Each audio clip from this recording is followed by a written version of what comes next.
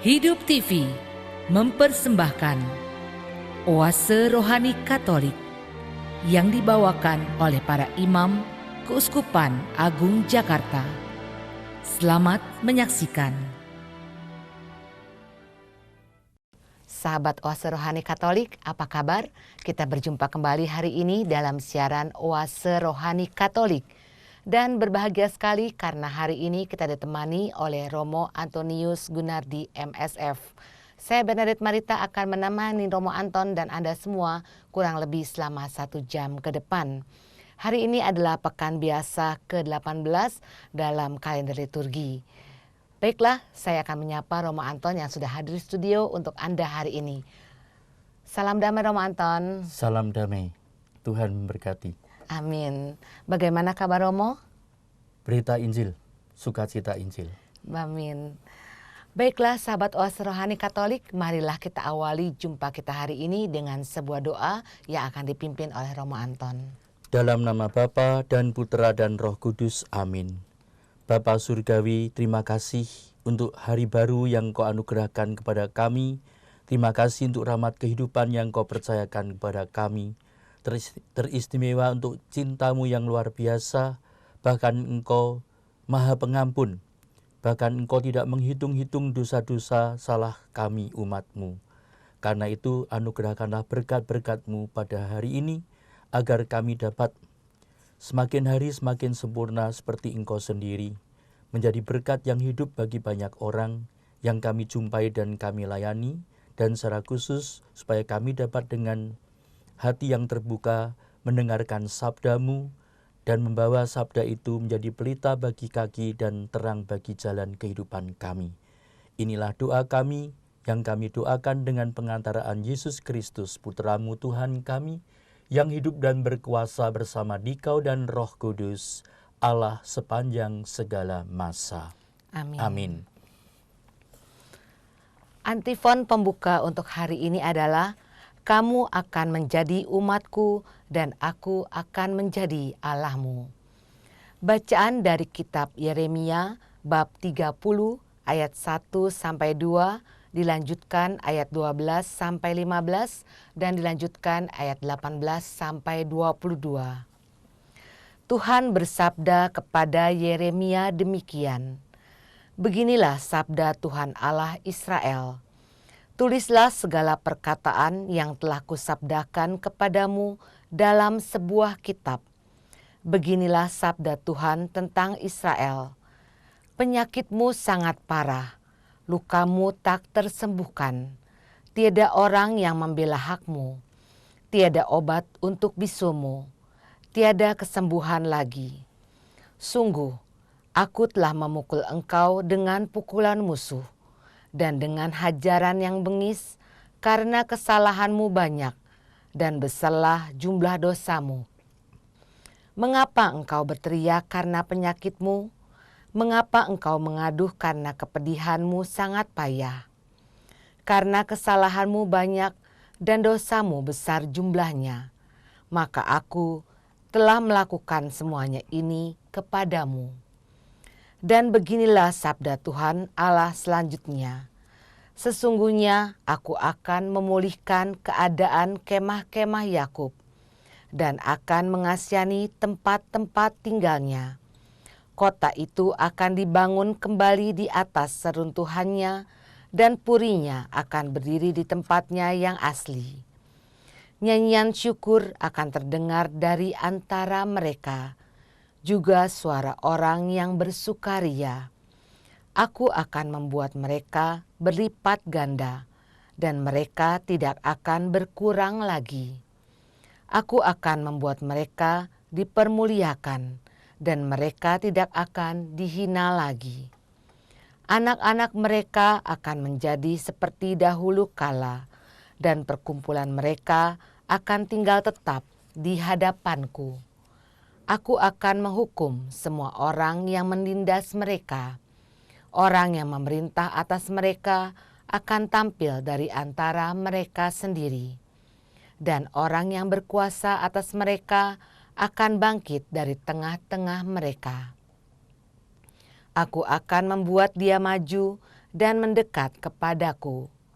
Sebab siapakah yang berani mempertaruhkan nyawanya untuk mendekat kepadaku? Demikianlah firman Tuhan, maka kamu akan menjadi umatku dan aku akan menjadi Allahmu. Demikianlah sabda Tuhan. Syukur kepada Allah. Baiklah, kita tanggapi sabda Tuhan dengan Mazmur tanggapan. Tuhan akan membangun Sion dan menampakkan diri dalam kemuliaan. Tuhan akan membangun Sion dan menampakkan diri dalam kemuliaan. Maka bangsa-bangsa menjadi takut akan nama Tuhan, dan semua raja bumi menyegani kemuliaan-Mu. Bila Engkau sudah membangun Sion dan menampakkan diri dalam kemuliaan-Mu. Bila Engkau mendengarkan doa orang-orang papa dan tidak lagi menghina doa mereka. Tuhan akan membangun Sion dan menampakkan diri dalam kemuliaan. Biarlah hal ini dituliskan lagi angkatan yang di kemudian, dan bangsa yang diciptakan nanti akan memuji-muji Tuhan. Sebab Ia telah memandang dari tempatnya yang kudus. Tuhan memandang dari surga bumi. Tuhan memandang dari surga ke bumi untuk mendengarkan keluhan orang tahanan dan membebaskan orang yang ditentukan harus mati. Tuhan akan membangun Sion dan menampakkan diri dalam kemuliaan. Anak hamba-hambamu akan diam dengan tentram, dan anak cucu mereka akan tetap ada di hadapanmu. Supaya nama Tuhan diceritakan di Sion, dan Dia dipuji-puji di Yerusalem, apabila para bangsa berkumpul bersama-sama dan kerajaan-kerajaan berhimpun untuk beribadah kepada Tuhan. Tuhan akan membangun Sion dan menampakkan diri dalam kemuliaan. Sahabat Oase Rohani yang terkasih, sekarang marilah kita simak bacaan Injil yang akan dibacakan oleh Romo Anton menurut Matius bab 14 ayat 22 sampai 36. Haleluya, haleluya, haleluya. Haleluya, haleluya, haleluya. Rabi, Engkau anak Allah, Engkaulah Raja Israel. Haleluya, haleluya, haleluya. Tuhan bersamamu Dan bersama rohmu. Inilah Injil Yesus Kristus menurut Matius. Dimuliakanlah Tuhan. Sekali peristiwa, setelah mengenyangkan orang banyak dengan roti, Yesus segera menyuruh murid-muridnya naik perahu dan mendahuluinya ke seberang. Sementara Ia menyuruh orang banyak pulang. Dan setelah orang banyak itu disuruh pergi, Yesus mendaki bukit untuk berdoa seorang diri. Ketika hari sudah malam, Ia seorang diri di situ. Perahu para murid sudah beberapa mil jauhnya dari pantai dan diombang-ambingkan gelombang karena angin sakal. Kira-kira jam 3 malam, datanglah Yesus kepada mereka berjalan di atas air. Melihat Dia berjalan di atas air, para murid terkejut dan berseru, "Itu hantu!" Dan mereka berteriak ketakutan. Tetapi Yesus segera menyapa mereka, katanya, "Tenanglah, akulah ini, jangan takut." Lalu Petrus berseru, "Tuhan, jika benar Tuhan sendiri, suruhlah aku datang kepadamu dengan berjalan di atas air." Kata Yesus, "Datanglah." Maka Petrus turun dari perahu dan berjalan di atas air mendapatkan Yesus. Tetapi ketika dirasakannya tiupan angin kencang, Petrus menjadi takut dan mulai tenggelam lalu berteriak, "Tuhan, tolonglah aku." Segera Yesus mengulurkan tangannya dan memegang dia dan berkata, "Orang kurang percaya, mengapa engkau bimbang?" Keduanya lalu naik ke perahu dan redalah angin. Dan mereka yang ada di perahu menyembah dia, katanya, "Sungguh engkau anak Allah." Setibanya di seberang mereka mendarat di Genesaret. Begitu Yesus dikenal oleh orang-orang setempat, mereka memberitahukannya ke seluruh daerah. Maka semua orang sakit dibawa kepadanya, dan semua orang yang menjamah dia menjadi sembuh. Demikianlah Injil Tuhan. Terpujilah Kristus.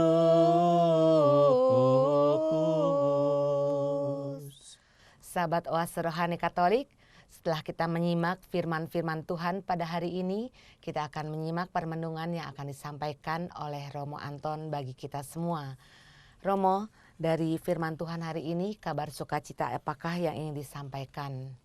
Ya, untuk membantu kita merenungkannya, baik kalau kita tahu sedikit latar belakang sejarah, ya, konteks dari kitab Yeremia ini, ya, pada zaman Yeremia itu.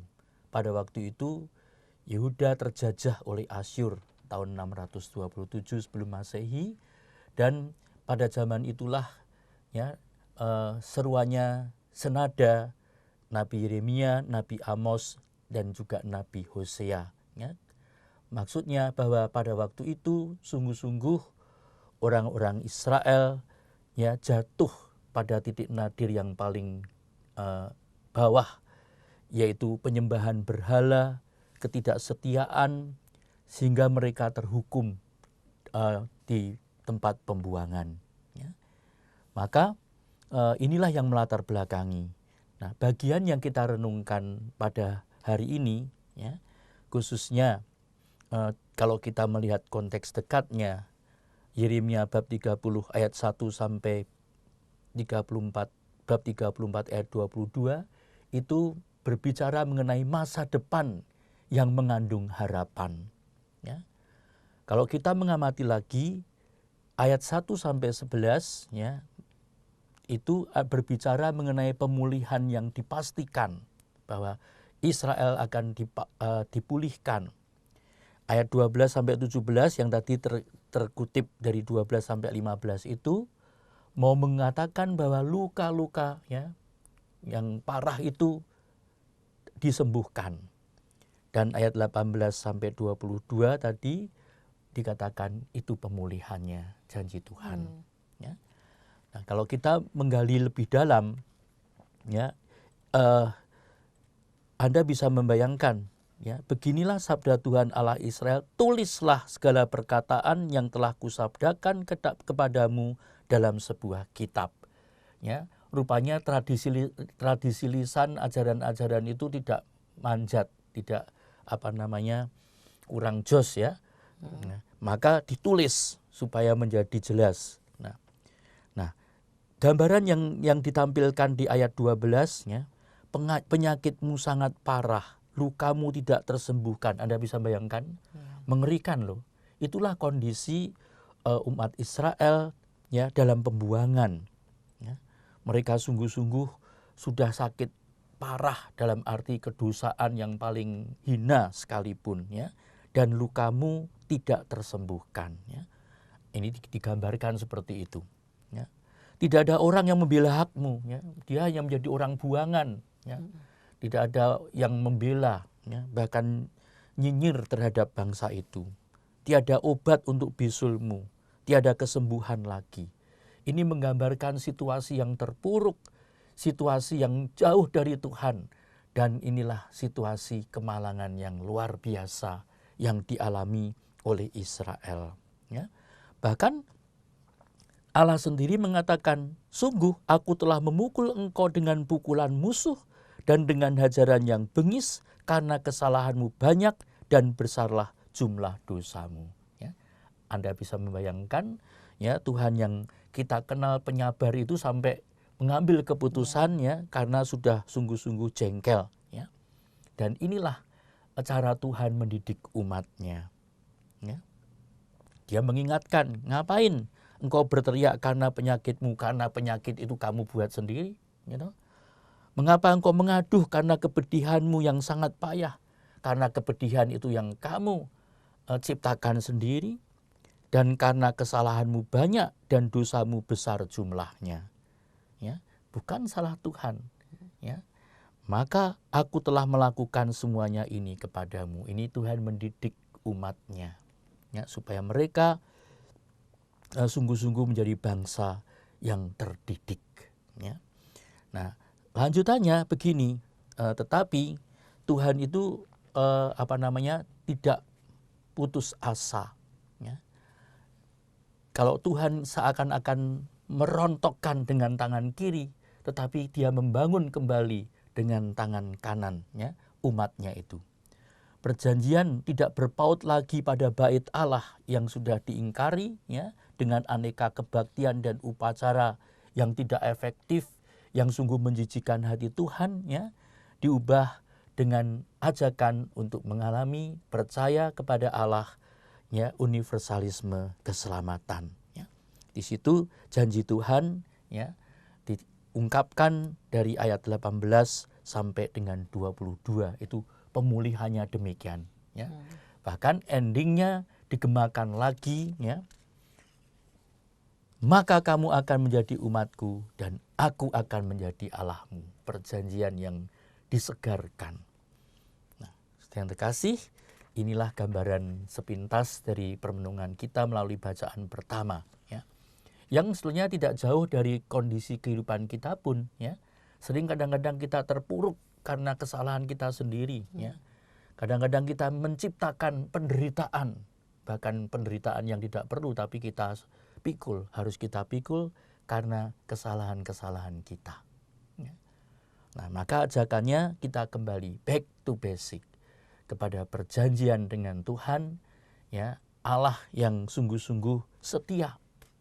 Ya, setelah bergumul seperti itu, kalau Anda sempat membaca kitab Yeremia bab 31 ayat 3, ya, itu saya suka, ya, membacanya. Dari jauh Tuhan menampakkan diri kepadanya. Relasi yang jauh itu menjadi dekat. Ya. Tuhan menampakkan diri, aku mengasihi engkau dengan kasih yang kekal. Sebab itu aku melanjutkan kasih setiaku kepadamu. Ya. Tuhan tidak berhenti mengasihi. Maka gambaran yang bagus tadi, seakan-akan Tuhan karena mendidik umatnya, ya, merontokkan dengan tangan kiri, tetapi membangun lagi dengan tangan kanan. Ini gambaran. Ya. Ini sekilas permenungan kita diinspirasi oleh bacaan yang pertama ini. Ya. Berarti Tuhan tetap baik kepada umatnya, ya, Romo, ya. Kepada umat Israel, walaupun dia merontokkan dengan tangan kiri, tapi tetap membangun dengan tangan kanannya. Ya, itu gambaran saya, ya. Dan dia berjanji, aku melanjutkan kasih setiaku kepadamu. Ya. Bahwa mau ditunjukkan bahwa pengkhianatan Israel itu bukan apa-apa sebetulnya, tetapi hanya menyakitkan hati Tuhan. Ya. Maka dia ingin bangun umat yang segar, umat yang tegar, umat yang memancarkan keindahan rahmat Tuhan yang luar biasa itu. Ya. Nah, saya sebenarnya dalam season ini akan sedikit memberikan gambaran yang baik, ya, hidup umat Israel dengan zaman pembuangan itu sungguh-sungguh terpuruk dan tidak berarti, ya. Dan memang kalau kita refleksikan hari ini, kadangkala hidup mengharuskan saya dan Anda menangis tanpa sebab. Saya dan Anda merasa sudah berbuat baik dan benar, tapi masih banyak kritikan yang dialamatkan kepada kita. Ya. Kita mengira keputusan yang kita ambil sudah tepat, ternyata perkiraan itu keliru. Ya. Seperti apa yang dialami oleh Israel dengan pengkhianatannya, dipikir ini sudah tepat, tetapi keliru. Maka Tuhan ingin bangkitlah. Ya. Karena matahari tanpa sinar tidak layak disebut matahari. Demikian juga dirimu dan diriku, saya dan Anda adalah matahari yang seharusnya memancarkan sinar, sekalipun mendung kelabu, menutupi pandangan orang untuk melihat keindahan cahayamu. Itu yang terjadi kan. Redup Israel dengan gambaran tadi itu, matahari tidak bersinar. Ya. Maka ajakannya supaya kita sebagai umat Tuhan menyadari janji setia Tuhan. Ya. Kalau boleh saya tutup dengan pernyataan, bukan karena hari ini indah Anda bahagia, tetapi karena saya dan Anda bahagia, maka hari menjadi indah. Ya. Bukan karena tidak ada rintangan Anda dan saya menjadi optimis, tetapi karena saya dan Anda optimis, maka rintangan menjadi tidak terasa. Untuk itulah bagian ini ya mau dikatakan masa depan yang mengandung harapan. Ya, umat diajak untuk optimis. Kamu memang udah menjijikan, terpuruk, tidak berdaya, tapi itu didikan supaya kamu menjadi hebat. Diajak untuk optimis karena di dalam kesulitan kita diajak untuk mencari kemungkinan, ya. Sedangkan pesimis itu di dalam kemungkinan kita mencari kesulitan. Ya. Karena itu kita diajak bukan karena mudah, tetapi saya dan Anda yakin bisa. Tetapi karena saya dan Anda yakin bisa, maka semuanya menjadi mudah. Bukan karena semua baik, saya dan Anda tersenyum, tetapi karena saya dan Anda tersenyum, semua menjadi baik. Tidak ada hari yang menyulitkan kecuali saya dan Anda sendiri yang membuatnya sulit. Dan itu yang dilakukan oleh umat Israel. Ya. Ini kurang lebih gambarannya ya. Maka seruannya, jangan lupa bahwa Tuhan itu sangat setia dengan janjinya, tetapi kita tidak pernah boleh menyalahgunakan kesetiaan Tuhan.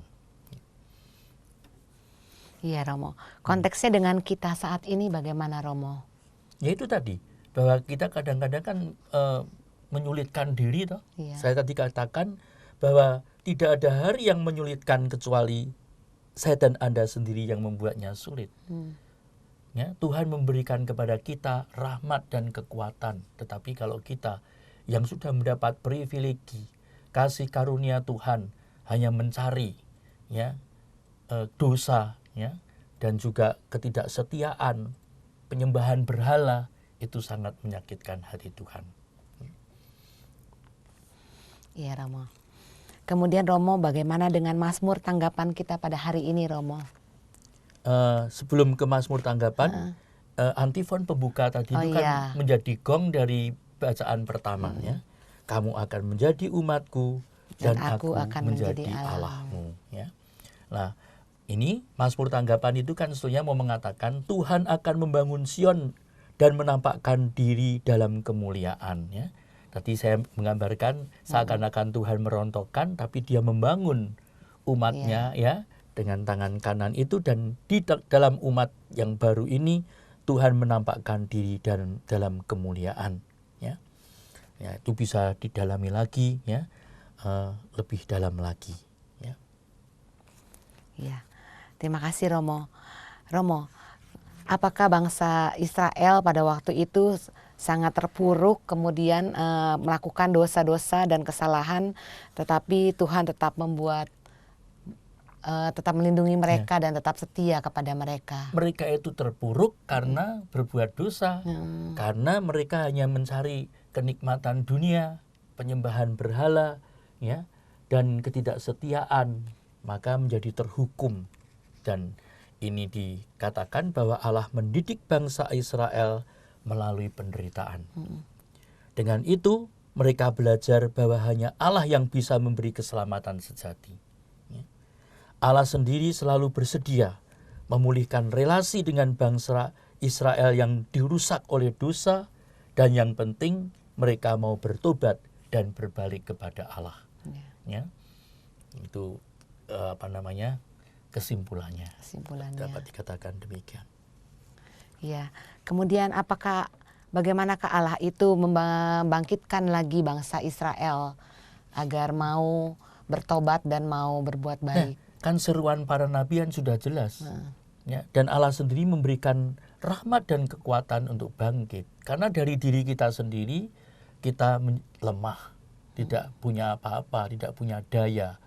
Tetapi dengan rahmat kekuatan Allah, lebih-lebih kasih setia Tuhan yang melingkupi saya dan Anda, memampukan kita untuk hidup ya seperti yang direncanakan dan dikehendakinya. Ya. Shalom yang utuh, yang disediakan sejak semula, yang dirusak karena dosa, akan dipulihkan kembali. Itu janji Tuhan kepada kita. Ya. Maka tadi saya mengutip Yeremia bab 31 ayat 3, dari jauh Tuhan menampakkan diri kepadanya. Aku mengasihi engkau dengan kasih yang kekal. Ya. Kasih yang kekal. Ya. Tanpa batas artinya. Ya. Sebab itu aku melanjutkan kasih setiaku kepadamu. Ya. Tuhan tidak pernah rencananya digagalkan oleh dosa manusia, tetapi dia tetap setia, ya, dan dibuktikan itu secara optimal dengan misteri sengsara, wafat dan kebangkitan Kristus. Ya, Romo, terima kasih Romo. Baiklah para sahabat Oase Rohani Katolik yang terkasih, dengan demikian kita hentikan dahulu babak pertama ini dan nanti kita akan lanjutkan di bagian kedua lagi setelah jeda berikut ini. Hidup TV mempersembahkan Oase Rohani Katolik yang dibawakan oleh para imam Keuskupan Agung Jakarta. Selamat menyaksikan. Sahabat Oase Rohani Katolik, kembali Anda menyimak siaran Oase Rohani Katolik. Dan hari ini kita memasuki pekan biasa ke-18. Masih bersama kita Romo Anton Gunardi MSF. Dan saya Bernadette Marita masih menemani Anda sampai di penghujung acara nanti. Sebelumnya saya informasikan kepada Anda yang ingin mengajukan usul ataupun bertanya, Anda silahkan kirim ke nomor handphone kami 0822 1036 1555. 0822 1036 1555. Baiklah, kita kembali menyimak permenungan yang akan disampaikan oleh Romo Anton. Ya, kita lanjutkan ya. Injil hari ini dimulai dengan informasi. Sekali peristiwa setelah mengenyangkan orang banyak dengan roti. Ya, kalau kita membaca Alkitab yang asli dikatakan sesudah itu. Ya. Mengandaikan saya dan Anda membaca bagian Injil sebelumnya, yaitu peristiwa Yesus yang memberi makan 5.000 orang. Anda dan saya bisa membayangkan para murid dengan mata kepala melihat ya, mujizat yang terjadi dan dengan telinga mendengar apa yang dikatakan Tuhan. Ya. Nah, Yesus segera menyuruh murid-muridnya naik perahu dan mendahuluinya ke seberang. Sementara itu, ia menyuruh orang banyak pulang. Ya. Kenapa dia mengatakan murid-muridnya naik perahu? Segera menyuruh murid-muridnya naik perahu dan mendahulunya ke seberang. Ya, tentu saja ke seberang kemana ini? Ini kan danau Tiberias ya, danau Galilea. Ya. Nah, itu hanya teknis saja, mungkin takut hari gelap dan seterusnya. Dan benar setelah itu dikatakan setelah orang banyak itu disuruh pergi, Yesus mendaki bukit untuk berdoa seorang diri. Ini mau saya beri catatan, berdoa seorang diri. Artinya doa pribadi yang membangun relasi dengan Allah Bapanya. Ya. Ini mengapa saya tekankan banyak orang yang bisa berdoa bersama-sama tapi doa pribadinya bolong-bolong. Ya. Padahal doa pribadi itu adalah kekuatan juga untuk membangun relasi dengan Tuhan. Ya. Jadi catatan di sini jangan lupa berdoa pribadi. Ya. Nah, ketika hari sudah mulai malam, ya seorang diri di situ. Anda dan saya bisa membayangkan dia merenungkan kan, meditasi. Orang zaman modern ini kan seringnya, hening sedikit udah gelisah kan. Padahal hening, menyendiri, ya, itu menjadi suatu pendalaman supaya kita menjadi semakin jelas dan terang ya permenungan-permenungan kita. Ayat 24. Perahu murid-muridnya sudah beberapa mil jauhnya dari pantai dan diombang-ambingkan gelombang karena angin sakal. Ya, ini gambarannya. Anda bisa membayangkan perjalanan yang hidup kita ini tidak didispensasi dari kesulitan, ya diungkapkan dengan diombang-ambingkan gelombang karena angin sakal. Ya. Demikian pula hidup saya dan Anda. Ayat 25. Kira-kira jam 3 malam datanglah Yesus kepada mereka berjalan di atas air. Nah, kok kira-kira jam 3 malam? Ya, ini aneh kan? Ya. Apa kesimpulan Anda kok jam 3 malam ini? Istimewa kan? Iya. Ya, jam 3 malam itu kan saat nyenyak-nyenyaknya orang tidur. Ya, bahkan maling-maling zaman dulu itu kalau kerja jam sekian itu. Ya. Karena itu paling nyenyak untuk orang tidur. Tapi justru Yesus datang kepada mereka berjalan di atas air. Kita tidak usah membahas berjalan di atas airnya ya. Tapi mengapa pada jam itu Yesus ada? Mau menunjukkan bahwa Yesus tidak pernah tertidur. Dia selalu menyertai dan selalu melingkupi dan mendampingi murid-muridnya. Ya, diyakini itu. Ya, Tuhan tidak pernah tertidur untuk menolong kita. Dan benar, ya, mereka ada dalam kesulitan, gelombang badai yang begitu dahsyat. Nah, sekarang yang menjadi masalah pihak dari murid-murid ini. Ketika murid-muridnya melihat dia berjalan di atas air, mereka terkejut dan berseru, "Itu hantu." Lalu berteriak-teriak karena takut. Ada sesuatu yang tidak beres dengan mata mereka. Bukankah belum sampai 24 jam yang lalu mereka melihat dengan mata kepala sendiri Yesus yang menjadikan 5 roti dan 2 ikan itu ya, menjadi makanan yang mencukupkan orang-orang pada waktu itu. Sekarang Yesus datang malah dikira hantu. Itu hantu. Refleksi kita memang sering kadang-kadang ketika Tuhan datang dikira hantu, ketika hantu datang dikira Tuhan, gitu. Nah, ini kan aneh. Ya. Maka mata para murid tidak beres. Ayat 27, tetapi segera, perhatikan ini, segera Yesus berkata kepada mereka, "Tenanglah, aku ini, jangan takut." Yesus tidak menunda murid-muridnya dalam kegalauan. Dia memberikan kata-kata penegasan, "Jangan takut, aku ini." Ya. Dan inilah yang menjadi penting, saudara kasih. Saya dan Anda pasti pernah mengalami ya.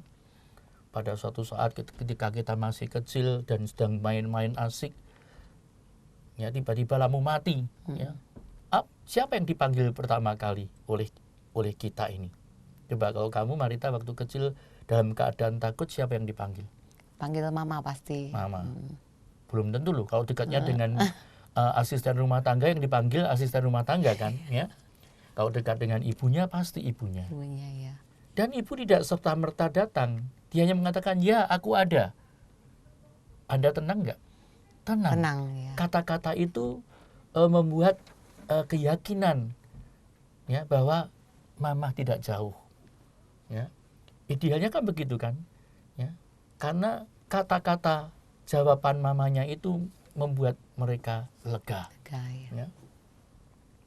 Demikian pula kalau Tuhan memberikan jawaban kepada kita, ya, seharusnya kita menjadi kuat dan menjadi tidak galau. Ya.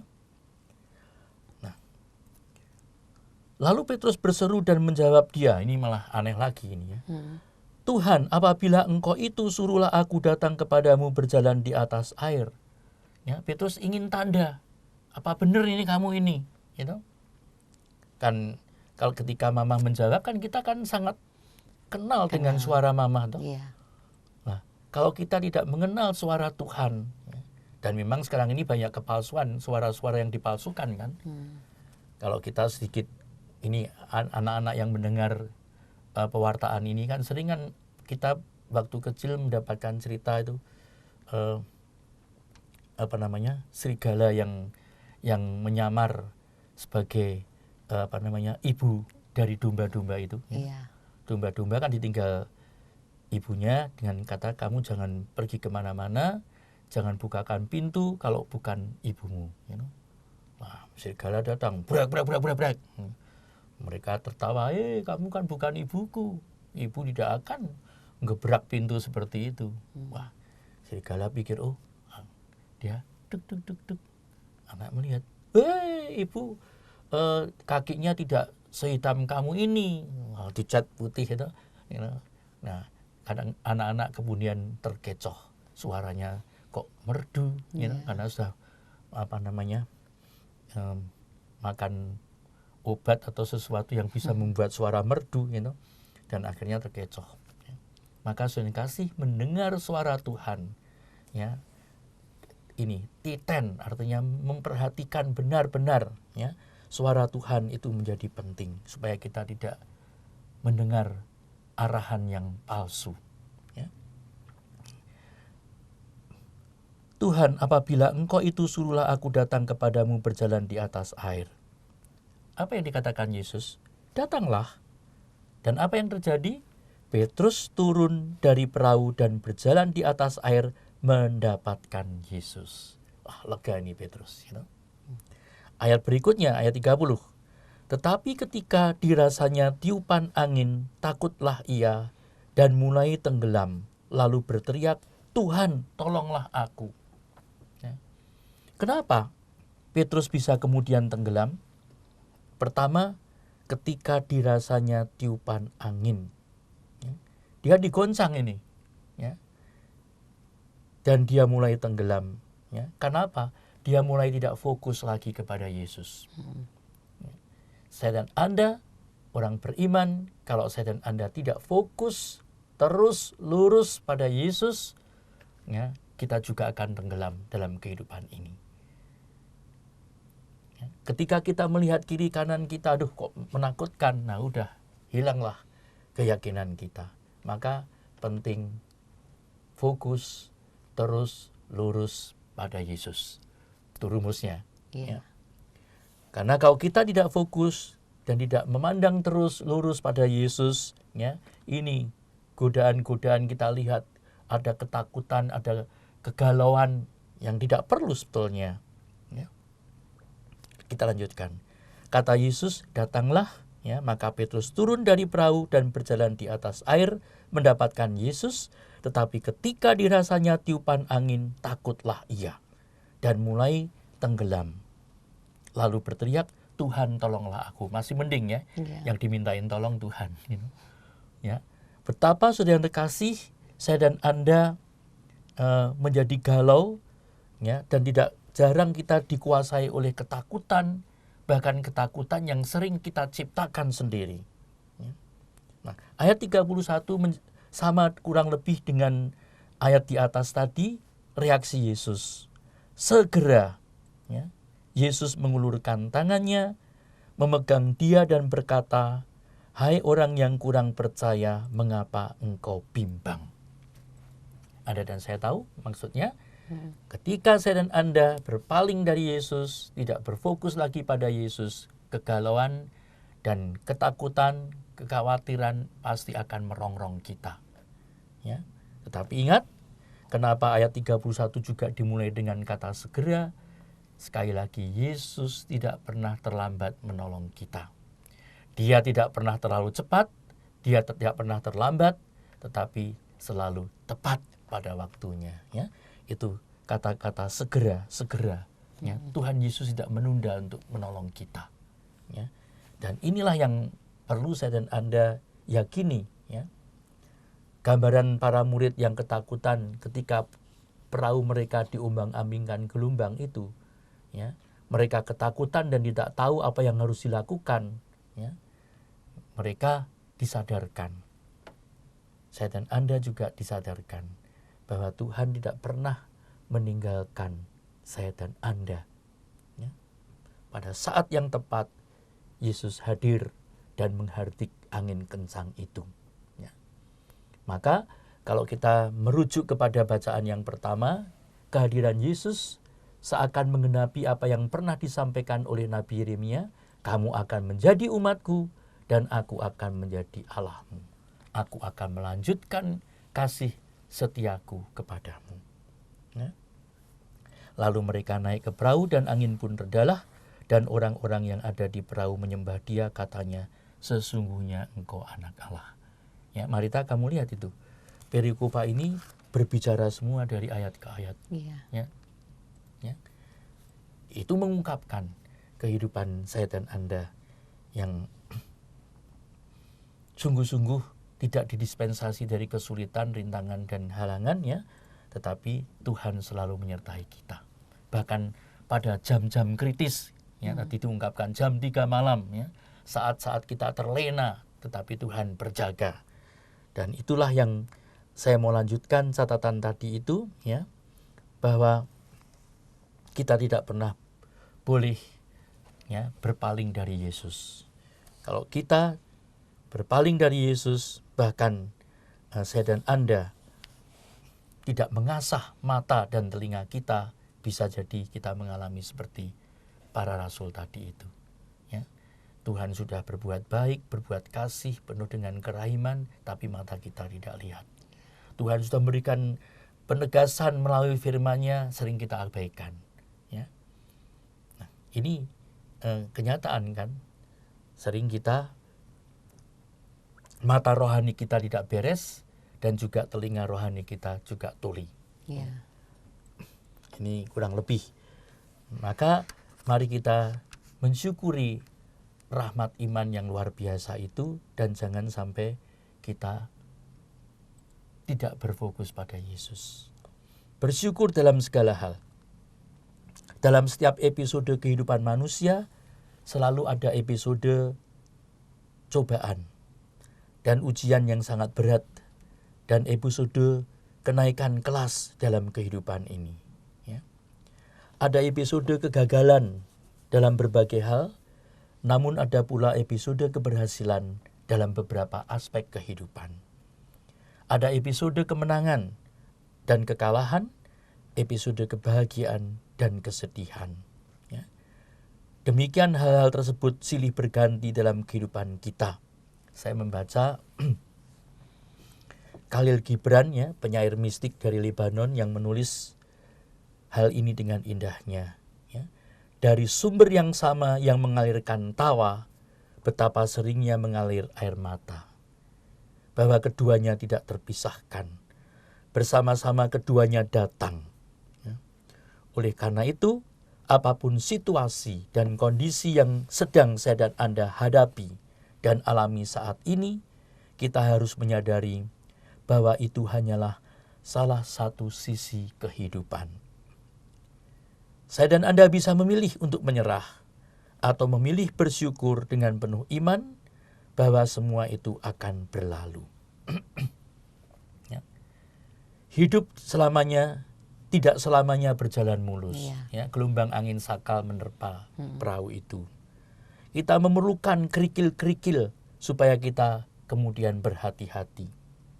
Kita memerlukan semak berduri supaya kita waspada. Kita memerlukan persimpangan supaya kita bijaksana dalam memilih.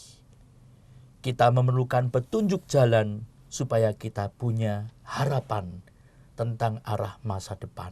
Ya, bacaan pertama tadi, masa depan yang penuh harapan. Ada masalah supaya kita tahu kita punya kekuatan. Kita memerlukan pengorbanan supaya kita tahu cara bekerja keras. Bahkan kita memerlukan air mata supaya kita tahu merendahkan hati. Kita perlu dicela, dikritik supaya kita tahu bagaimana cara menghargai. Kita memerlukan tertawa dan senyum supaya kita tahu mengucap syukur. Dan kita memerlukan orang lain supaya kita tahu kita tidak sendiri. Apalagi kita pasti perlu Tuhan supaya kita, saya dan Anda, dan yakin saya dan Anda tidak sendiri. Ya? Jangan selesaikan masalah dengan mengeluh, berkeluh kesah dan marah. selesaikan saja dengan sabar, bersyukur, sedekah, dan jangan lupa tersenyum. Ya. Kita diajak untuk terus melangkah walau mendapat rintangan, dan Tuhan sudah mengatakan, jangan takut. Saat tidak ada lagi tembok untuk bersandar, masih ada lantai untuk bersujud. Maka perbuatan baik yang paling sempurna adalah perbuatan baik yang tidak terlihat, dan namun dapat dirasakan hingga jauh ke dalam relung hati. Jangan menghitung apa yang hilang, namun hitunglah apa yang tersisa. Kalau kita kaitkan dengan kehidupan sehari-hari, sekecil apapun penghasilan kita, pasti akan cukup bila digunakan untuk memenuhi kebutuhan hidup. Sebesar apapun penghasilan, pasti akan kurang bila digunakan untuk memenuhi gaya hidup. Memang tidak selamanya kata-kata yang indah itu benar, juga tidak selamanya kata-kata yang menyakitkan itu salah. Tetapi yang paling penting,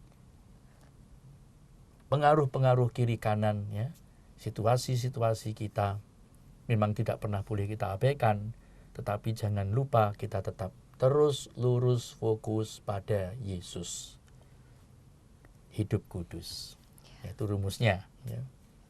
Mungkin ini sedikit membantu untuk mencerna karena perikopa ini berbicara semua kepada kita, ayat demi ayatnya.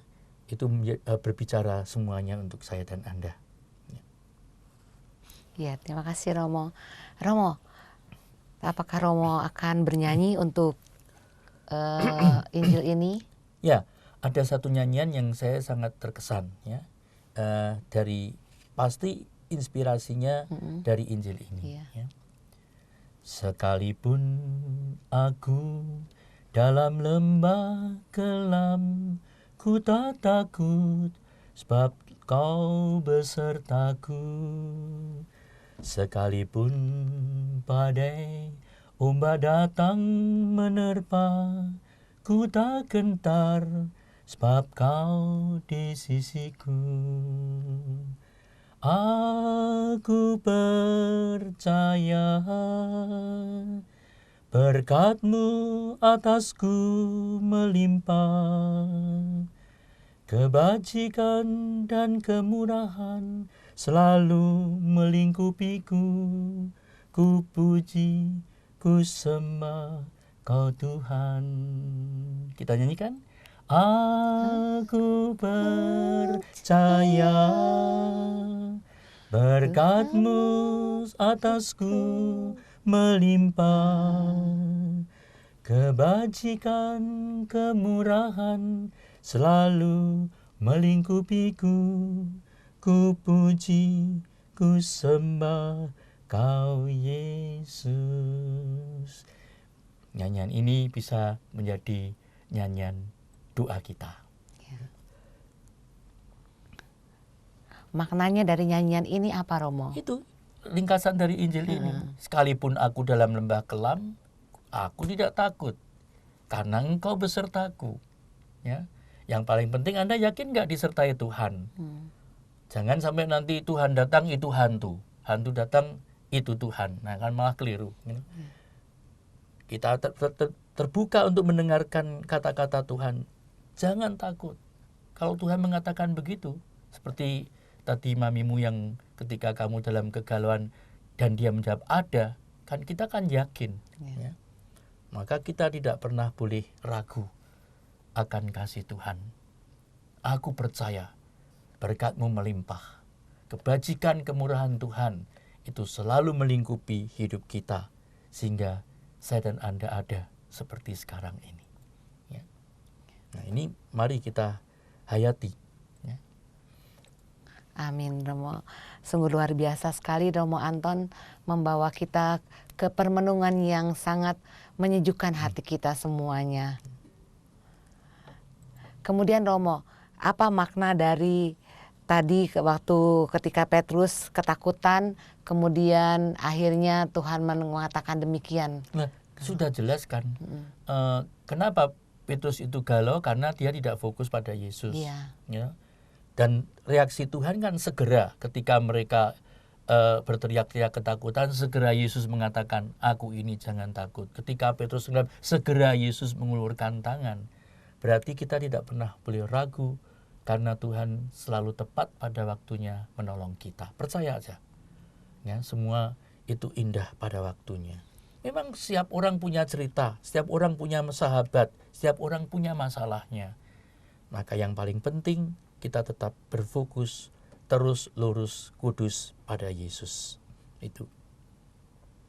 Jangan banyak mengeluh karena masalah, tetapi mari kita menghayati makna di balik semua masalah, maka semua masalah akan membuat hidup menjadi bermakna. Kalau kita rujuk kembali bacaan yang pertama tadi itu. Dan kita tidak perlu membandingkan dengan orang lain, karena orang lain belum tentu lebih bahagia dari kita. Ya. Maka biarlah menu kehidupan kita nikmati, karena hidupmu dan hidupku diolah oleh kemurahan dan kebajikan Tuhan. Ya, terima kasih Romo. Sungguh luar biasa kebajikan Tuhan untuk kita semua ya Romo ya. Baiklah, para pendengar terkasih, sahabat Oase Rohani Katolik, dengan demikian kita harus mencukupkan permenungan dari Romo Anton untuk kita semua. Mari kita tutup dengan doa penutup dan berkat Tuhan melalui Romo Anton. Mari bersatu dalam doa, dalam nama Bapa dan Putra dan Roh Kudus. Amin. Ya Aba, ya Bapa, terima kasih karena Engkau selalu menyertai kami dalam pergumulan dan perjuangan hidup kami yang tidak selalu ringan dan tidak selalu gampang. Bahkan Kau berikan kepada kami rahmat dan kekuatan, hanya sayangnya sering kurang kami sadari. Biar dalam kesulitan dan kegalauan hati, kami semua tetap berani datang dan mempercayakan hidup kami dalam kuasa kasih-Mu. Karena hanya dengan memandang terus, lurus, kudus, dan juga berfokus pada Yesus, kami sungguh-sungguh akan dapat mendapatkan rahmat kekuatan dalam perjalanan hidup ini. Karena itu Bapa, seperti Petrus yang berseru, Tuhan, tolonglah aku, orang yang kurang percaya ini. Biarlah ini menjadi spirit kami. Tuhan, tolong saya. Tuhan, tolong kami, supaya kami sungguh-sungguh mengalami keselamatan, dan kami yakini seperti orang-orang yang kemudian mengatakan, sungguh, Engkaulah Yesus, anak Allah. Karena Engkaulah yang hidup dan berkuasa bersama Dikau dan Roh Kudus, Allah sepanjang segala masa. Amin.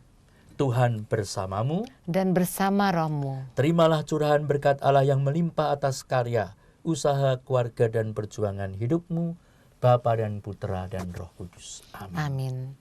Sahabat Oase Rohani Katolik, demikianlah permenungan dari Romo Antonius Gurnardi MSF, dan saya Bernadette Marita mohon pamit dari ruang dengar Anda.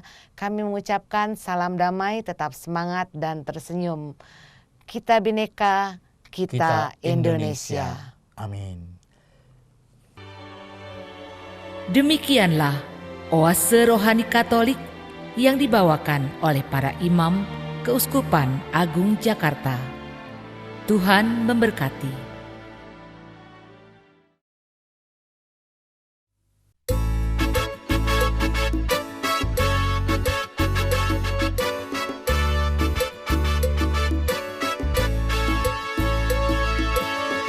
Kami menyanyi lagunya asli, la la la, la la la la la, sambil membawa sembahan kami. Kami menyanyi lagunya asli, la la la, la la la la la, sambil membawa sembahan kami.